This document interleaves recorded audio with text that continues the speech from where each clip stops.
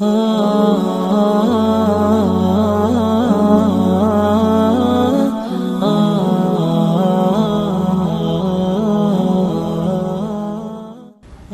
ada dalil menunjukkan kedudukan mertua dibandingkan kedua orang tua? Apa tips memberikan bakti kepada orang tua dan mertua? Sama saja, ya. Tetap orang tua diprioritaskan. Mertua itu umum, kerabat.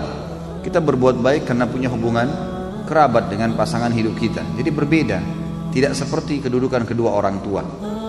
Jadi kalau mertua meminta sesuatu misalnya, dan kita memang merasa ada sesuatu yang mendesak yang lain, kita masih bisa minta maaf, nggak ada masalah, nggak berdosa itu. Sama dengan umumnya kerabat kita.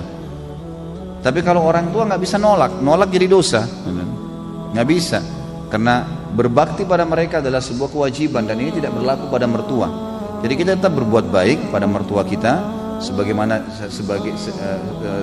posisi dia sebagai orang tua pasangan kita, tapi dia tidak sama sekali mencapai derajat kedua orang tua. Juga saya ingin titik beratkan di sini teman-teman sekalian, bagi laki-laki kewajiban bakti dengan orang tua nomor 1 sampai dia meninggal dan orang tuanya juga meninggal, gitu kan? Artinya kalau orang tuanya meninggal lebih dulu tetap dia wajib bakti, kalaupun ya orang tuanya masih hidup tetap dia harus lakukan sampai dia meninggal, ya, sampai dianya meninggal dia lakukan kebaktian-kebaktian. Kalau perempuan berbeda, setelah dia menikah maka diprioritaskan adalah suami, ya, adalah suami. Bakti pada orang tuanya di nomor 2 kan. Memang sudah begitu hukum syar'inya.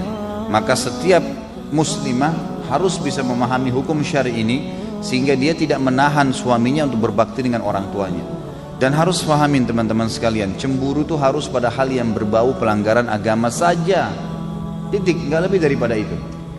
Jadi tidak benar kalau seorang wanita cemburu dengan mertua perempuannya, cemburu dengan iparnya, saudari daripada suaminya, itu nggak boleh.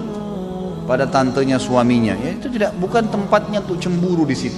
Atau kadang-kadang yang cemburu dengan anaknya sendiri, ini nggak boleh. Jadi dia harus prioritaskan, ya, dia harus bagaimana mendukung agar suaminya tetap berbakti pada orang tuanya. Begitu pula dengan suami, kata para ulama, mestinya dia bisa memberikan peluang kepada istrinya untuk tetap berbakti walaupun dia boleh memprioritaskan dirinya. Dia masih, misalnya istrinya pamit mau kunjungi orang tuanya, dilayanilah, diberikanlah kesempatan, dibantulah semampu dia.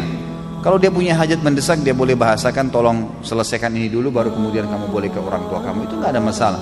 Tapi harus difahamin poin di sini yang sering terjadi adalah istri menjadi penyebab suaminya tidak berbakti pada orang tuanya. Bahkan ada yang tidak pernah lagi ya mengunjungi orang tuanya hanya karena istrinya selalu mendesak dia, mengatakan tidak ada waktu buat saya saja, apalagi harus ke ibumu, apalagi harus ke ayahmu dan seterusnya. Ini tidak boleh. Atau merasa cemberut, tidak senang kalau mertuanya datang. Bagaimana Ustaz? Kalau mertua saya cerewet, ya itu resiko. Itu resiko hidup. Itu. Layani, sabar. Dia rewel, dia bicara, ya sudah. Yang benar kita sampaikan, maaf tapi seperti ini. Ya, kita jelasin apa adanya dan sabar. Ada orang dicoba di mertuanya, ada orang dicoba di orang tuanya, ada orang dicoba di saudaranya, ada orang dicoba di anaknya, ada yang dicoba di pasangan hidupnya. Dia bersabar, ya, dia bersabar lalui itu.